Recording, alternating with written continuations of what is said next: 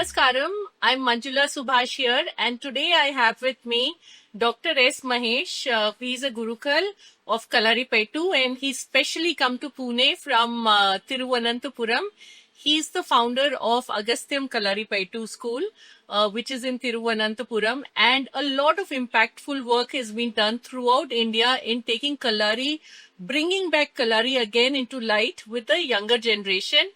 Not only younger generation, but also fitness aspirants, Kalari aspirants, and also with Indian Army.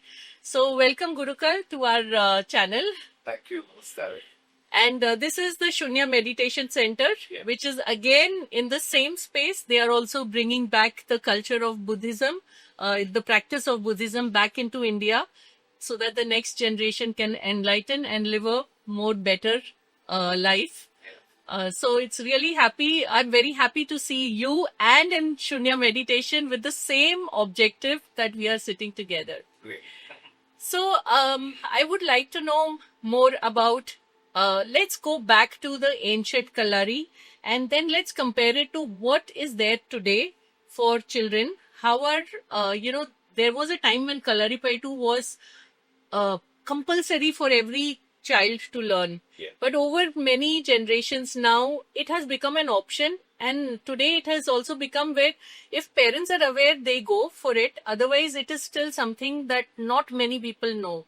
Down south, yes, many people will know about it, but not in the upper regions of northern parts of India. So can we know about the mother of martial art? Yes, definitely. Because in 1400s, Abdul Razzaq Samarkandi, he was a Persian traveler. He was traveling to Kerala, that part of the land. He was actually the ambassador of Emperor Shah Rukh. So he was mentioning about the profound practices, a healthy lifestyle, and even the warrior spirit and a fearless society in that region. In 1600s, Durai Barrosa, again a Portuguese traveler, was mentioning about Kalari's martial art skills as well as Kalari as a lifestyle. So he mentioned that he had seen fearless warriors on the street wearing swords as belts, and they are much flexible and very powerful, and they don't care anything. They are walking all along the road. But at the same time, what happened was in 1800s, whenever invasions happened to India, for example, in 1700s, the Dutch East India Company was trying to attack India.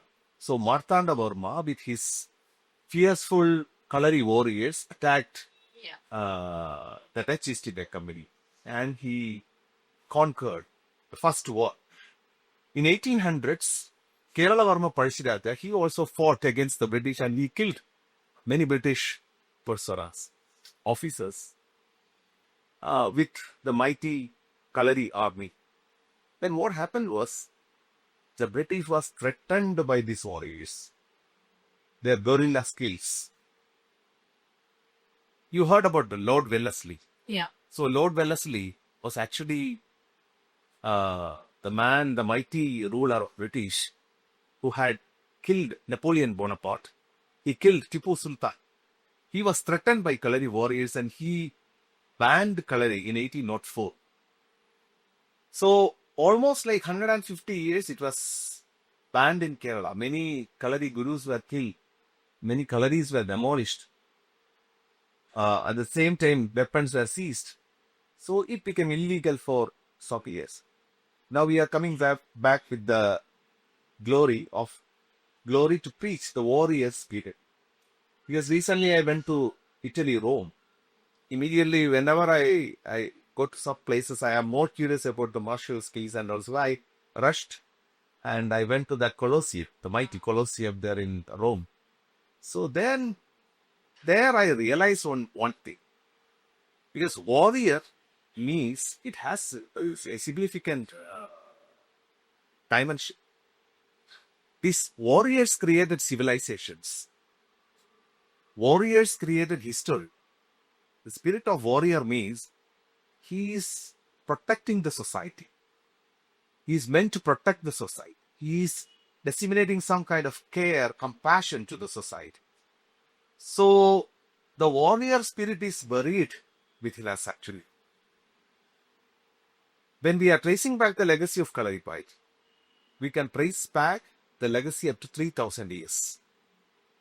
You heard about the Tamil Sangam literature, right? We have many poetries. We have the Agampadal, we have Purapadal, Kukkalageshi, Valayavadi, Tirumurugattupade, kind of Tamil Sangam literature, where we can see the word Kalari in a very profound way. The word meaning Kalari means a profound space. You know, actually, space creates people. Every space has its own dharma. In your home, you eat in the dining room, Yeah. sleep in the bedroom, you cook in the kitchen. So spaces has its own dharma. Here, actually in Shunya, it has a dharma. Correct. So Kalari, the word Kalari means a profound space. If you learn compact on this space, then it's clarified. So we can trace its legacy up to 3000 years. Then actually Borhit Herman, he was the prince of Pallava in 5th century. He born as the third son of King Sugantha in Pallava. He called the Pallava as a Tondai Mandala. It was a mighty kingdom. And his parents were, he has siblings, but at the same time, the parents were like looking at him, his mighty ishan's, his martial art skills, his healing capacities. He was well versed on that. Then they decided to make him king. What happened was his brothers were little intolerant to his decision. So they started creating some traitors, associated with some traitors, and they tried to kill both of them. Then he traveled from there. He realized that this is not the real space. Just like Buddha, he traveled, he walked in the woods, where he met a Buddhist nun called as Prajnatara. So she initiated Bodhidharma to the path of Buddhism.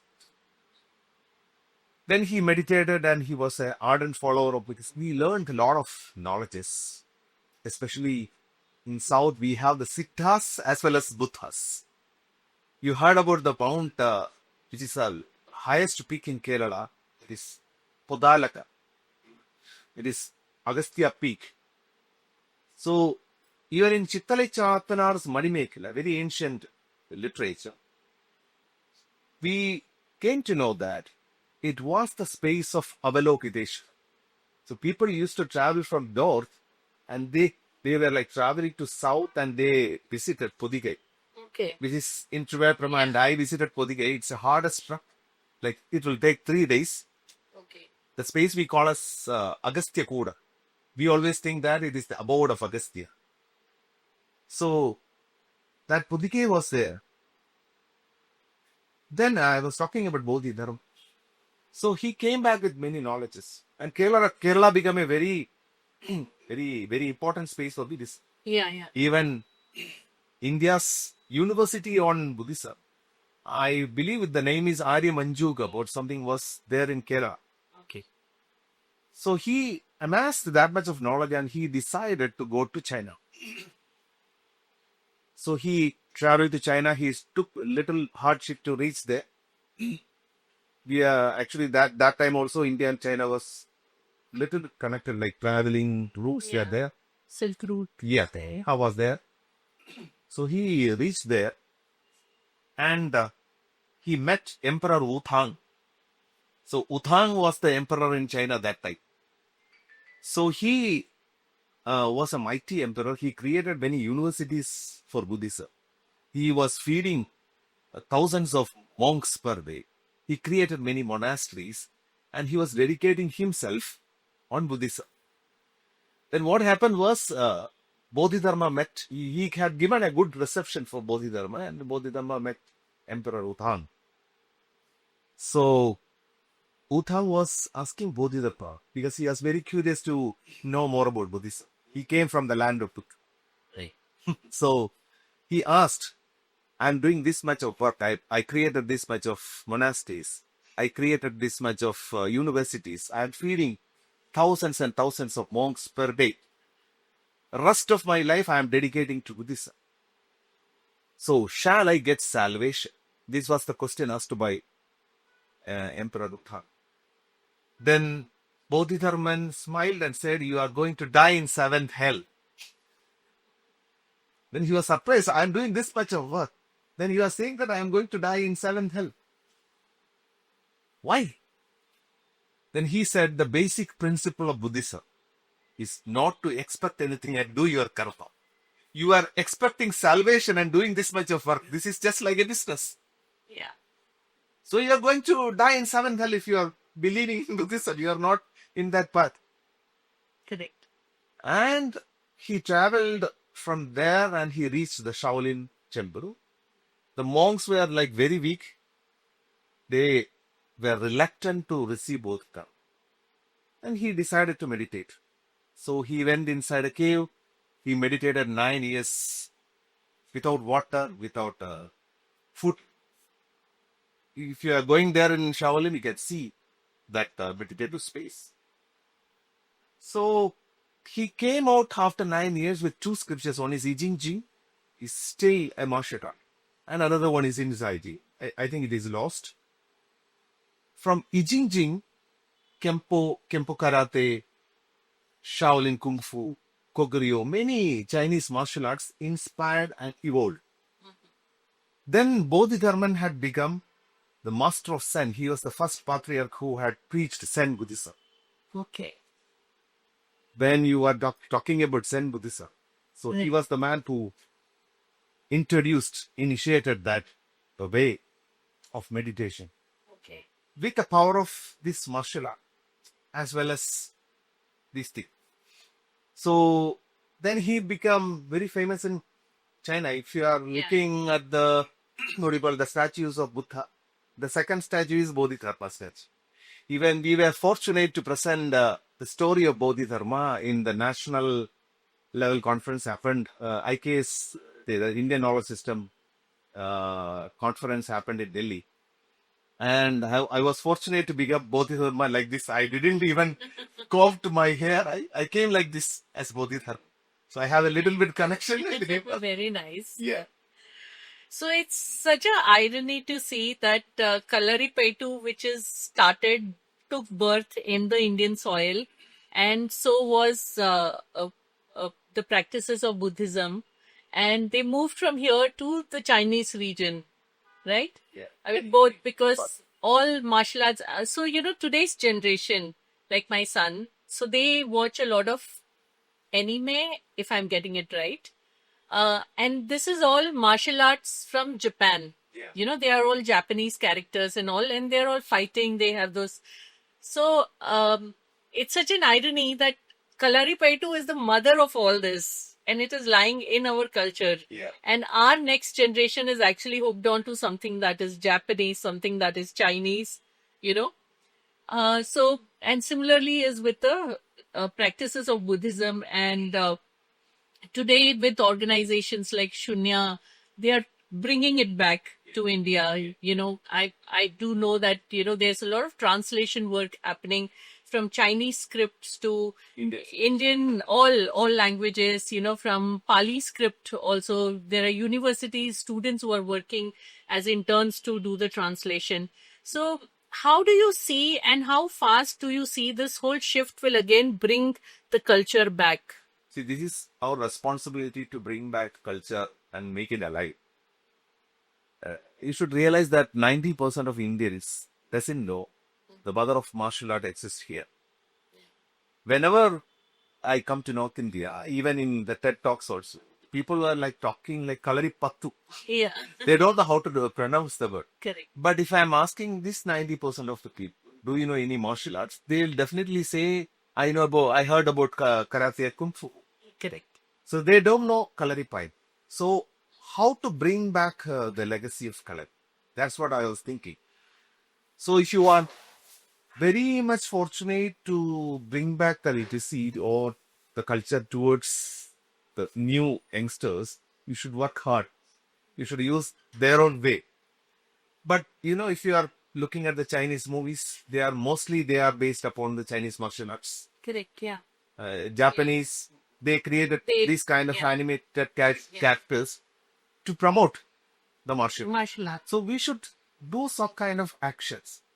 So basically, if you learn Kalaripayattu, what will you get? That is another question. Because we always say Kalari has a dynamic ego. Because it sharpens the mind. Uh, it is more into exploring you. So being an IK center, we did a proper scientific study last year. We trained almost like 400 students spanning 6 schools in Kalari. Then after 16 weeks of training, we started gauging the psychological changes. So in 16 weeks of training, their resilience, confidence, fearlessness and self-esteem improved a lot. Today also I was talking about the resilience. How can we bring back the warrior spirit? Resilience is lacking in our generation, like youngsters. Do you know? Every day, 160 youngsters are committing suicide all over India. 160 youth. Every day. Altogether in 365 days, like more than 50,000 youth suicide is happening. So we are losing our youngsters. Even whenever we are traveling to IITs, we trained IIT Kharagpur, Roorkee, Ropar and all. The burning issue in IIT also, the cream minds of India is committing suicides. They don't know how to handle the situations, they don't know how to handle the stress and struggles and all that. So this suicide rates are alarming. At the same time, we evolved in many ways. We maybe what do you call like we are actually a power economically, education evolved. But at the same time, every day, per day, 80 girls are getting raped in India. That means every 15 minutes, some girls are getting raped. Why this is happening? So no education system had given a solution to deal with such situations. This is what precisely Kalaripayattu and our Indian knowledges were giving from many thousands of years. Right.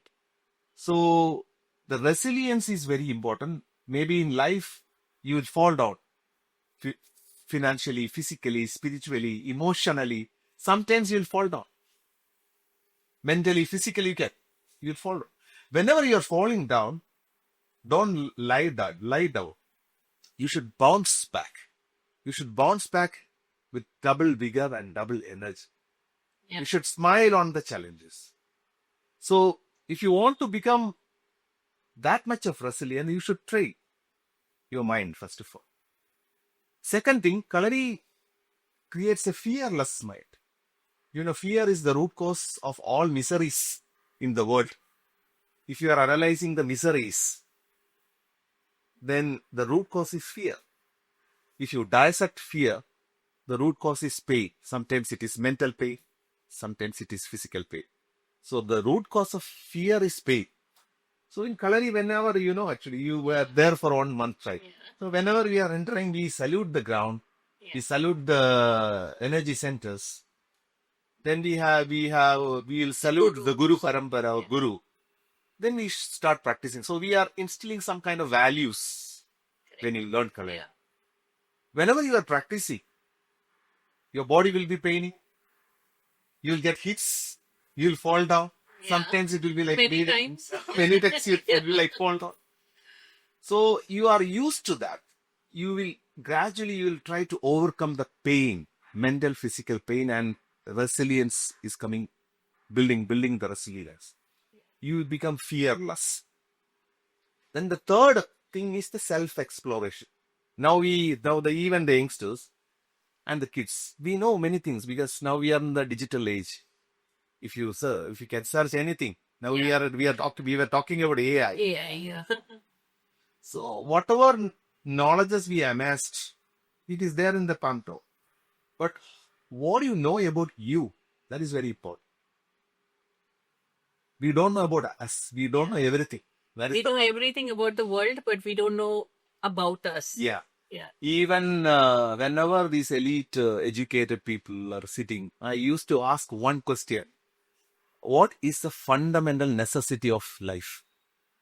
What is the fundamental necessity of tell? Yeah, three things: roti, kapda, makan. See, that is the routine answer that we are getting. Roti, kapda, and makan. This is what the English people had taught you. You are saying that. You tell me, what is the fundamental necessity of life? Same. Say. See, the basic thing is, nobody is saying that the fundamental necessity of life is breath. We don't know. Without roti, kapda, makan, we can survive. Am I right? Yeah. Without water, we can survive up to many days. Without food, we can survive up to many days. Without breath, you will die in 3 minutes. When you born with an inhalation, you die with an exhalation. So people doesn't know how to breathe. First of all, the basic necessity of life is breathe. I can again ask another question. How many of you breathe? You raise the hand. You're all like breathing. Raise. Breathe. You are not breathing. You are not breathing. So how many of you can say that I am breathing properly? Tell me. Nobody knows. Because no education system had given you the idea how to breathe. Correct. If you breathe properly, what will you get? There is one concept called as breath per minute. So how many inhalation, exhalation you take in 1 minute decides your lifespan. Yeah. For example, if you check a rat, which is having a breath per minute of 180, lives 2 years. If you look at a doggy, the breath per minute is 40 to 60. It lives almost like, 14, 15 years. Do you know the longest lifespan, Alina? It's turtle. Yeah. Turtle. So in 1 minute, the breath per minute of turtles is 2 to 3 and it lives 250 years. So breath is controlling your longevity. That means health, first of all. But we don't know how to breathe. First of all. Yeah. Second thing, breathe is controlling your mind. Hadayoga Pradipika says, Chale vade chalam chittam, nischalam bhaved. When the breath is disturbed, mind is disturbed and vice versa. For example, whenever you are triggering to some kind of emotions, immediately your breath will come and settle down you. This is just because of the autonomous nerve system. You know about the parasympathetic, sympathetic nervous system. You can analyze a small girl crying, for example. After she cries, she will start sobbing. Something like this. Sobbing is what? Yeah. Sobbing is breath is manipulating in such a way to settle down. Correct. If you are depressed, this will come. Am I right or not? Yeah. So breath is manipulating in every emotion. So that means breath controls mind. So breath is controlling your mind. Breath decides your lifespan, but we don't know how to breathe. So this is the irony actually. So the self-exploration we need to enhance. Whenever you are coming to Kalari, we will teach the fundamentals to explore you. We'll give the manual of your body or mind. You can work on it. Then you realize the potential of this human mind and human body and the possibility of evolving to a different dimension. Yeah. I remember when you were training us, you had said that pain is not in the body. Yeah. When I told you I'm having pain the next day when I came, and you said it's not in the body, it's in the mind. Yes, mind. And so how, how you can channelize your mind or how you can make your mind more stronger, then there are no... Basically, the another thing is, do you know where is your mind? That's the biggest question. So many people will say somewhere here, but basically we have a body-mind complex. But if you are training the mind, I told you, martial art is more than physical body. It is training your mind in a better way. So if you train the mind and sharpens the mind, if you enhances the capacities of the mind, what will you get? So the answer lies on Taittiriya Upanishad. You heard about Upanishads. How many Upanishads are there? 108. 108 Upanishads. We have many things 108. Even pressure points are 108. Yeah. In the Mala we have 108 wheels. Number more, so that's pressure point. So we have 108 Upanishad. Do you know what exactly the meaning of Upanishad? Guru. Sitting near the Guru. Yes, this is actually Upanishad. You are just sitting nearby. Then we can have a discussion. That's it. It don't have a complicated meaning. So in Taittiriya Upanishad, the Bhrigu Maharshi was conversing with Varuna, his father. He was asking many questions. First he asked, "Who am I?" Then the father said, "If you want to know more about you, go and do tapas. Tapasa Brahma Vijityasu. If you are more curious about you, go and do tapas. Tapas means what? Not like sitting like this. It is not tapas. Tapas means you are putting all your faculties, mental, physical, all faculties to research on something." So their conversation continued, and ultimately, Bhrigu got many answers. And he said, if you have a very profound mind, strong mind, if you sharpens your mind with practice, what will you get? He said, Annavan annannato bhavati, mahan bhavati, prajaya, pashubhya, brahmavatsena mahan kirtya. If you sharpen your mind, then a good body arises. We always think that if you have a good body, a good mind comes. No, it is not like that. I have many friends. They are weightlifters, bodybuilders. They always come and say, one day he's coming like this, another day break up. After 1 week, she is coming like this. He's coming like this. So, if you have a profound mind, a good body arises from that. Annavan annannato bhavati. Then you are getting a good annamaya sharira. Mahan bhavati. You become a great person. Prajaya. Like-minded people will come to you. Don't go behind it. People. They will come to you. Pashubhya. Wealth will flow to you. And Brahmavarsena Mahan Kirtya. Then you will become a glorified one. The same context, Agastya, sage Agastya, who is considered as the Guru of Kalari. He was saying, Manamadu semmeyanal mandiram javikya venda. Manamadu semmeyanal vasiye uyartha venda. Manamadu semmeyanal vayu nirutha venda. Manamadu semmeyanal mandiram semmeyave. Which means, if you have a strong mind, no need to chant mantras. No need to do deep kriyas. No need to do pranayama. If you have a strong mind, a good body arises from that. So our philosophy says that a good body comes from a good, profound mind. Everything comes from a profound mind. Yeah. So Kalari is a way which creates a profound, strong, fearless mind, which can change the nation. So very rightly said, that mind is the most strongest thing that needs to be built in. Yeah. Because when you spoke about the data of how many youth are committing suicide, which is not the age actually also to commit suicide. I mean, how much of life have you seen that you will get into that much of depression that you will go kill yourself, right? Yeah.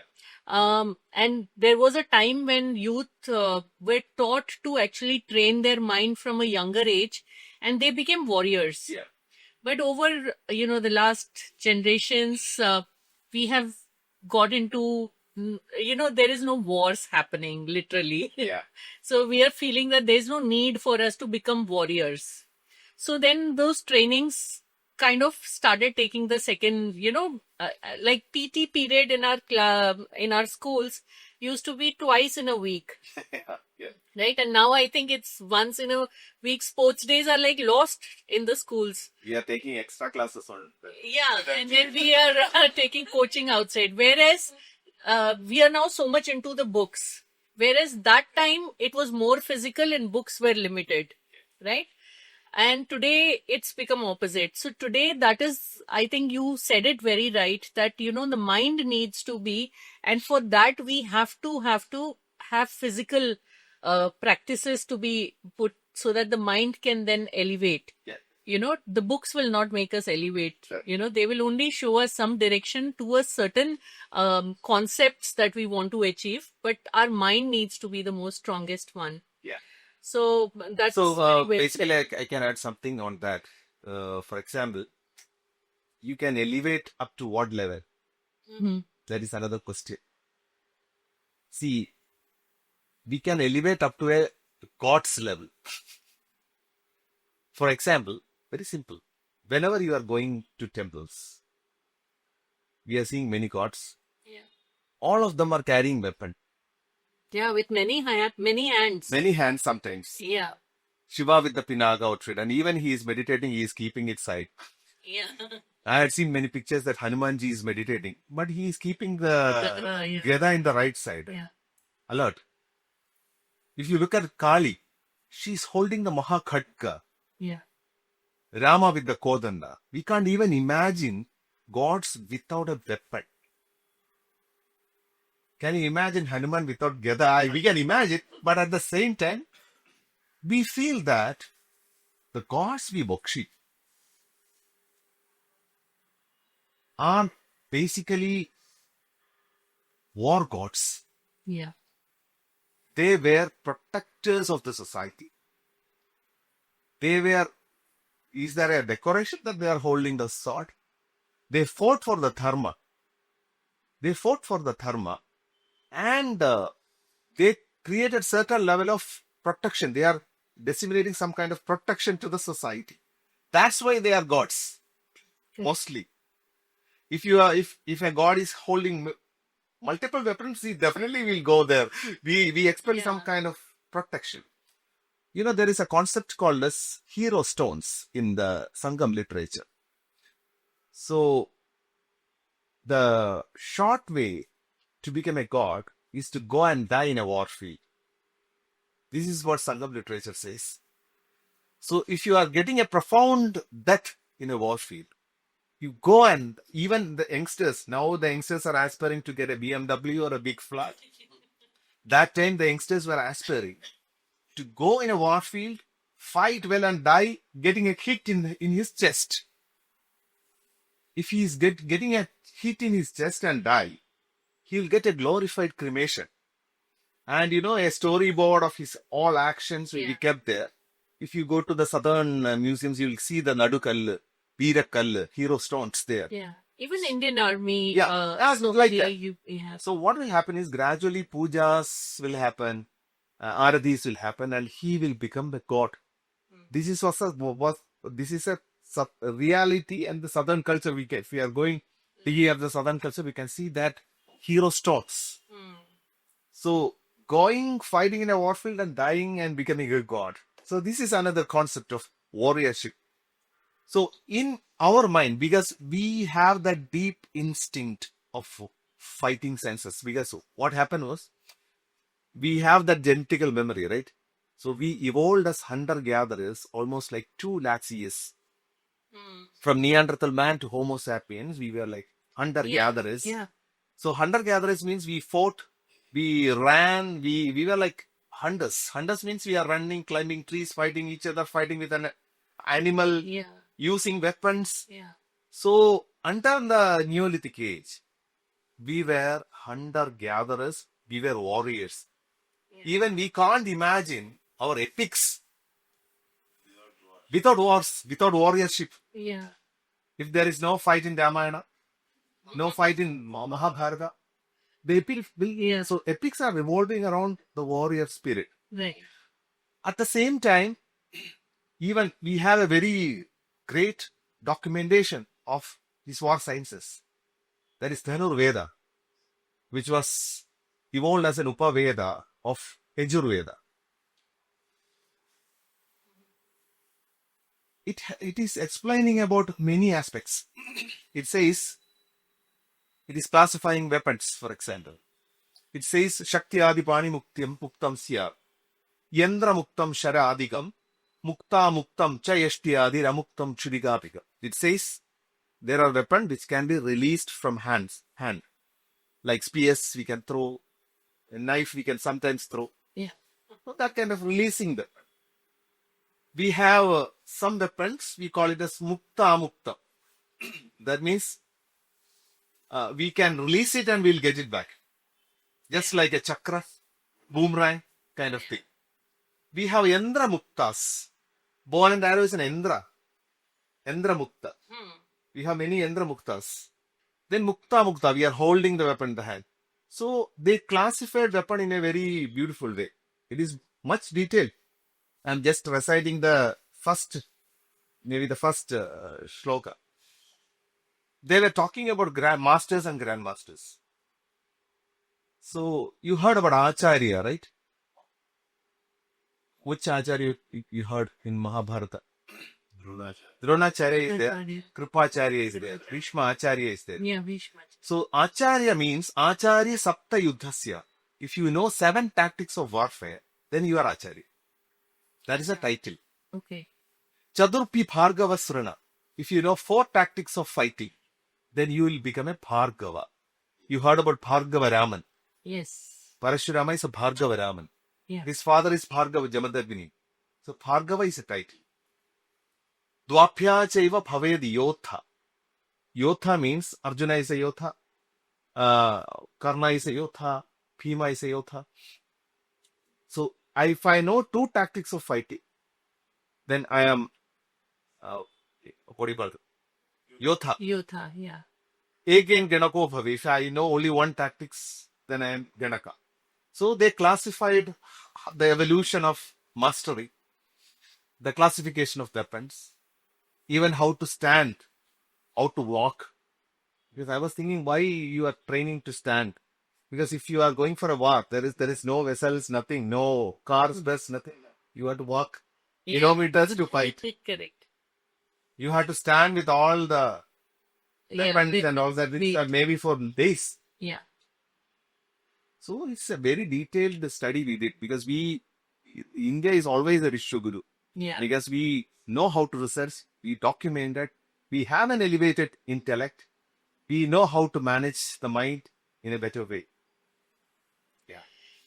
Tell me, what are the plans for Agasthyam Kalari now to go all India, to come to every tier 1, tier 2, tier 3 city and empower the minds of the next generation, so that the saying that is there, that India is going to become superpower, it's going to be on their shoulders, right? So we need to make their shoulders strong, Yeah. so that they can take the superpower India on their shoulders. So what is Agasthyam's plan? How are you evolving? Yeah. So Agasthyam Kalari is a proud center of Kalaripayattu. It has started almost like 130 years. We have a great legacy of 130 years. And I am fortunate to become the 5th generation Kalari Gurukkal. At the same time, we innovated Kalari in such a way. We created Kalari for all ages in 2018-19. So that was a remarkable thing. We created a Sampradaya, trainers training program, to create more trainers and gurus. Okay. That is very important because, very few people are practicing if you are comparing the Indian population. So we need more trainers. So we started to train trainers. Then we created another program, Kalari for all ages. That is a Nalludal program. So that every age group can come and practice. Yeah, I remember I came there to actually leave my son. Yeah. And you told us next day, both of you, me and my husband, you both also come in the morning. There is Kalari for you. And we both were wondering कि हम किसका हाथ पैर तोड़ेंगे या अपना तोड़ेंगे? Like we were wondering कि why is it there? But really that 1 month of the Kalari for our age group was really impactful. So yeah. So because if you practice Kalari, physically if you are looking at Kalari, it's a very good cardiovascular exercise. Yeah. It's a very good flexibility training. Yes. It's a very good resistance training, creating muscles. And Kalari will enhance the body balance. If you lose these four faculties, you are old. Body balance is less, Yeah. muscle atrophy is coming, cardiovascular strength is less, resistance training, flexibility is lost, then you are old. So through this program, we have anecdotal evidences that we can change people, transform people. The third thing is our wonderful initiative, we call it as Shakti. To empower girls, we traveled all over India and we trained 12,000 girls till now. So, because I was talking about the rape cases happening every day. Yeah. This is just because we have a response system, body response system, flight or fight. Yeah. If you know how to flight, try and run away, you run away. If you know how to fight, you can fight. Mostly what is happening is something is happened, some threatening situation is coming, then you will begin in the freeze mode. You don't know how to manage the situation. So that from the freeze mode, if you switch the minds to flight or fight, they can survive.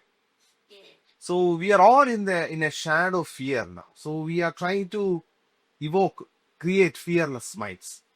So we created that Shakti program. Then we have an Akam Kriya meditation program. It's kind of a inner awakening we are doing. Then we have many programs in Micro. We have a structured residential program. So people all over the world coming there, they are staying there. Maybe 1 month, 2 months they are staying. 1 month is not enough to learn Kalari, but you get a good foundation and an introduction to this beautiful martial art. So ultimately, the learning of Kalari fight is leading to realize the life within you. Today morning also, I recited on sloga of Shankaracharya. I was not planning to talk about Shankaracharya, but when I came, the entire the plot and the entire concept was about Aham Brahmasmi. So I said, Shankaracharya in an Ekashlogi, he sang, Kim Jodistava Bhanumana Hanime, Yatro Pradibadiga, Siadevam, Revidiva Darshana Bitho, Kim Jodirakya Hivai, Chakshustasya Nimilanadi Same, Kim Thirdiyo Darshane, Kim Tatrahamado Bhavan Paramagam Jodistadasmai Prof. So he sings. One guru is asking some questions to student. He asked, what illuminates you? What is the light within you? Then the student said, morning it is sun, night it is lamps. Then he asked, what makes you see the light? Then he said, my eyes is the light which is showing all these lights. Then again he asked, what is the light within your eyes? Then he realized and said, who is giving the light within your eyes? He realized and said, my awareness is illuminating me. Then again he asked, what illuminates your awareness? Then he was like thinking some time and he realized and came back with an answer. He said, I realized that I am the lights of the lights. So we should realize that we are the lights. Yeah. Very true. So coming back to that question, so what's the plan for all over India scaling? Yeah. Apart from you creating like a teachers training program, have Kalari trainers Yes. across. Apart from that, how Now we are coming with a concept called as Kalari by Agasthyam. Okay. So this is kind of a franchise model that we are trying to establish all over India. India. Okay. So Milit Soman. Yeah. He became our brand ambassador. Yeah, he was there. Another Dhruv Vijiku is coming with support. Yes. At the same time, Agasthyam itself is planning to establish many centers, traditional centers all over India. Okay. So many people, many students from different parts of the country, even from Gold, we are approaching us to create giving spaces, to create such a beautiful ashrams, like training centers, to empower the generations. So this is on the way, and most probably we will come with our own warrior spirit. Yes, all we over. need that. Yes. So, audience, any questions from your end? If you would like to ask any questions. The younger generation sitting there, any questions from your end? You said it was now up. You was presenting at the IKS. Yeah. Do you think they will be incorporating that into the seed or for curriculum of education? Definitely, Yeah. definitely. Because Indian knowledge system uh, centers are meant for the, what do you call it, like researching on the knowledges, documenting and disseminating for the Laukika Prayojana, for the generations to come. So what we are doing is we are more keen to research, figure out the lost knowledges, combine it, document it, and we are trying to disseminate in a better way. Yeah. I think the approach that you are having is so important because now we have so much quarrelers. We want to change these people who quarrel among them to become warriors. Warriors. Warriors is more important. Yeah. Otherwise, in every society you go, you'll always find every house, there is always in yelling and shouting and in things kind of a fights. This is because of the vulnerability of their minds. Absolutely. Yeah. They have weak minds. Do you know how peace is coming? Peace comes from a powerful mind. Absolutely. If you are strong and powerful, then you are peaceful. Absolutely. Yes. True, so true. That's Very true. Any? Yes. Danda Vidya in this color is something different. Danda Vidya very different. Yeah, it's different because Kalari is a well-rounded study which starts from the basic physical training. We have multi-ranges of weapons. We have the short staff, long staff, we have the knives, we have the choppers, we have swords, shield, urumi, the flexible weapon.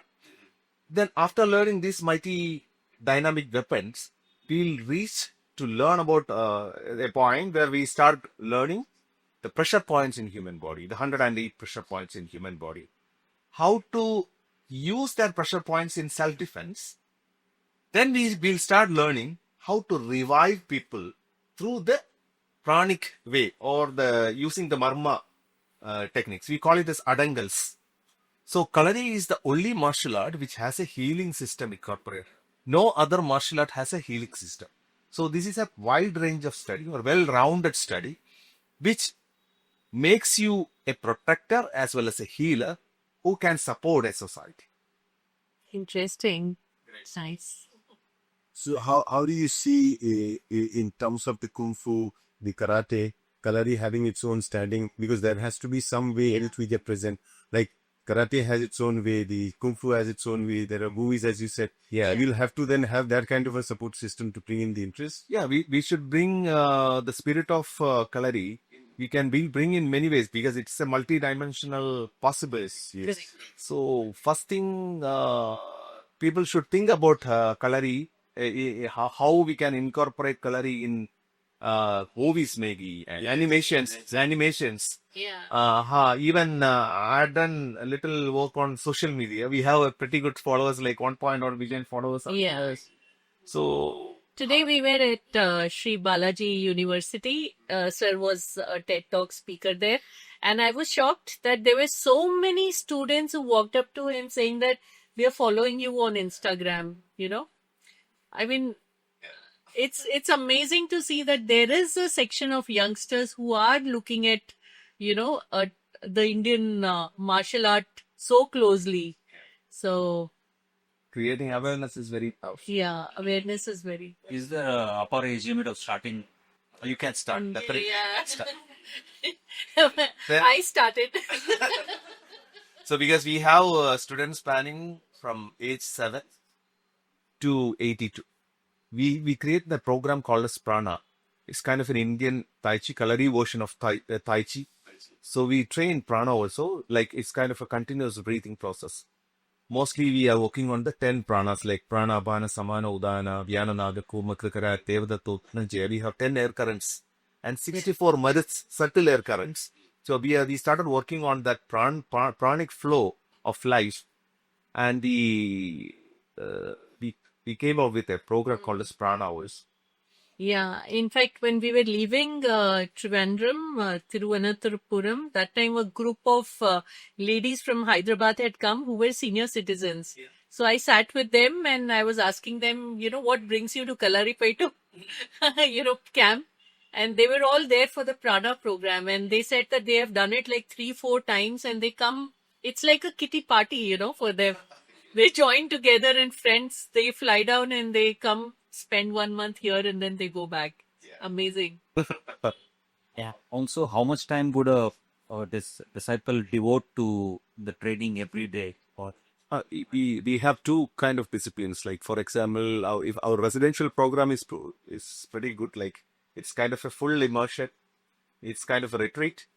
So every day morning, we'll do a Sauranga by 6:37. Sauranga means it's kind of a solar body practice. Then we'll meditate. We have a prana meditation.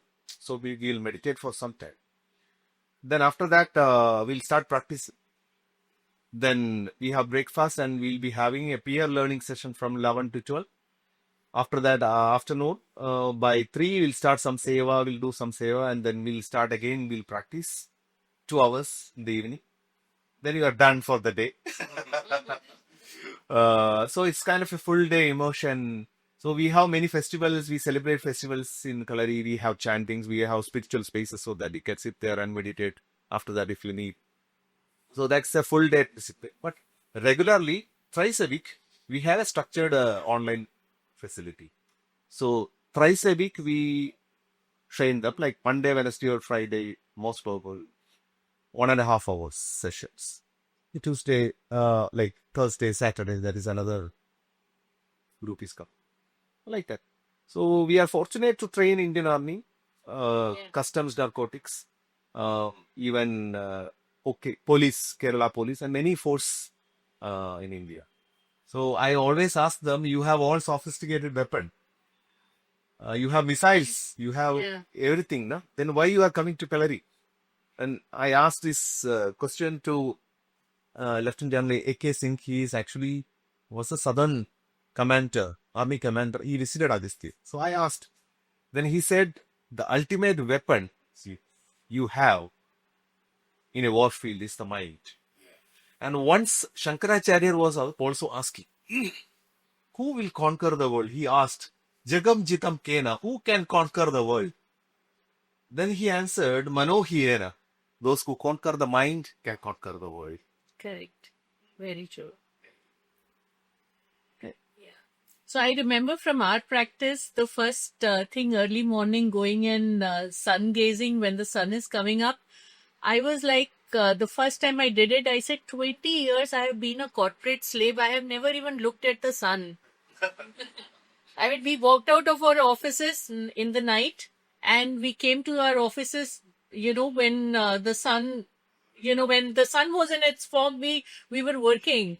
So first time I enjoyed it, waking up early morning and just sitting and just gazing the sun. It's amazing. So thank you so much for this talk. It was really nice. And I would ask all the audience here and also the audience on Facebook to follow your page. And if there are questions, they can ask you on social media. Thank you so much. Namaskaram, sir.